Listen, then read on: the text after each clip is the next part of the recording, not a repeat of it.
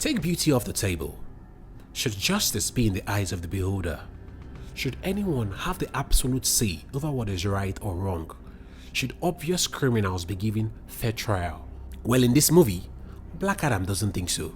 His idea of moral justice provokes the Council of Wizards and is forced into a 5,000-year coma by the wizard Shazam. After a period of hibernation, the comic book character played by Dwayne "The Rock" Johnson returns 10,000 times stronger, this time with a chip on his shoulder. He has an axe to grind with the modern-day idea of justice paraded by members of the Justice Society of America, which include Hawkman, played by Aldous Hodge, Pierce Brosnan as Dr. Fate, Cyclone, played by Quintesia Swindle, Atom Smasher, played by Noah Centineo.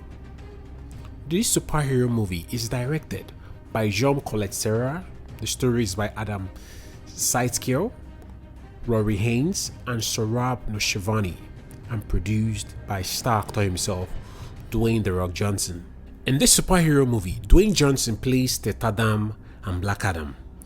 Tetadam, a former slave from Kandak who, similar to the superhero Shazam, was bestowed with the powers of various Egyptian gods from the ancient wizard of the same name. He possesses the stamina of Shu, the speed of Horus, the strength of Ammon, the wisdom of Zehuti, the power of Aten, and the courage of Mehen.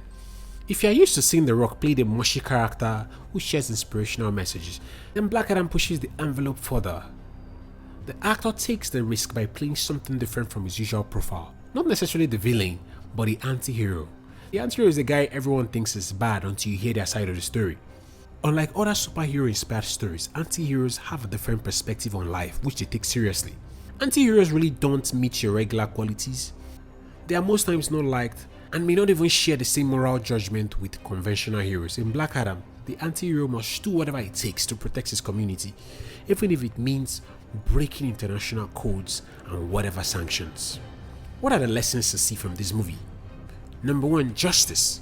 Modern societies tend to be more democratic and have due processes instilled in their judicial systems.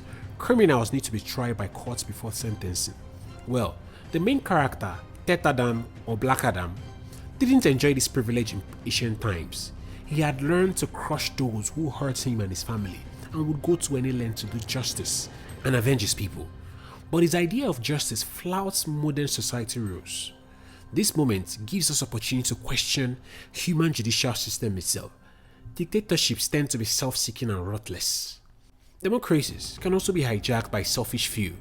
Justice can be delayed and trapped in the due process. But in Black Adam, we see that finding common grounds with the Justice Society ensured justice was served. The second lesson to learn is the world view. It is great to finally see a movie where the characters aren't flying over Metropolis or some skyscrapers in New York. We don't know if you've ever wondered, but America seems to be the center of action for most superhero stories. Is America the world, or is it America and the rest of the world? Anyway, we finally see a movie that takes the focus off America for once and tells the stories from another perspective. Maybe it's time for these movies to start telling our human stories from several corners of the world.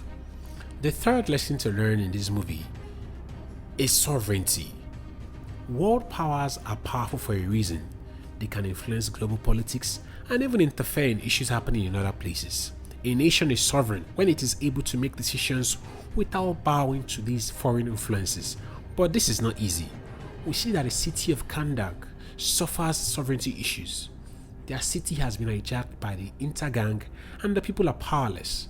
According to university professor Adriana Thomas, played by Sarah Shahi, the people of Kandak had been fighting oppression from the gang, but their protests got no international aid. They find a hero in Black Adam who then refuses to bow to the pressures of the superpowers the Justice Society of America represents. His powers are seen as a threat to global peace. Are his powers really dangerous, or are the international bodies just nervous and insecure?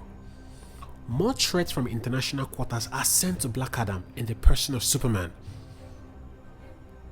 If you want to experience time-freezing, crystal-clear camera shots, bullets in the air fight scenes, cliffhangers, high definition special effects, and muscular power heroes in all their glory, then Black Adam is your guy.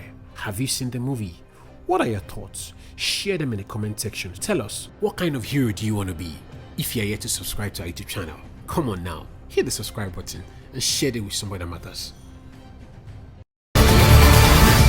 Or you can be its savior.